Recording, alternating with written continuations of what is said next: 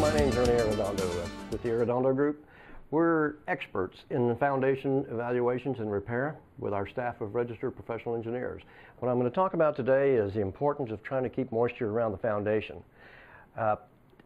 Most people know that the grounds are mostly around Texas and San Antonio are very expansive, and they're kind of like to put it in layman's terms, they're kind of like a sponge.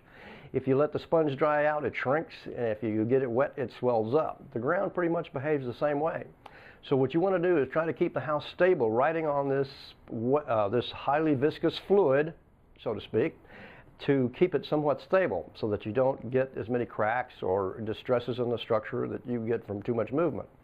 So what happens during dry periods is the ground dries up so much that it starts to shrink on the exterior of the perimeter of the foundation.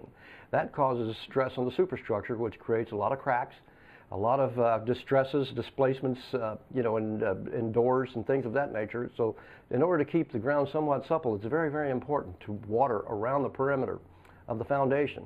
Typically, a lot of people use soaker hoses. I don't recommend soaker hoses because soaker hoses will only give you a fine line around the area.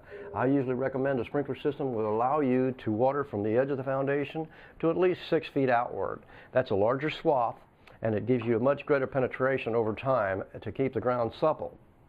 Well, if you can maintain some moisture in the soil, you're going to get a little bit more stability than someone who doesn't water as much. But then again, a lot of it depends on how the developer prepared the ground before the houses were built.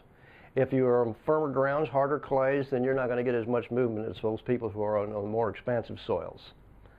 So keeping sufficient water around the foundation helps keep your foundation stable as well as your structure stable. But if you have a problem, don't forget to call the Arredondo Group. We'd be glad to come out and give you an assessment to see if your foundation is working properly and doing a job it's intended to do. Call us at 645-6811.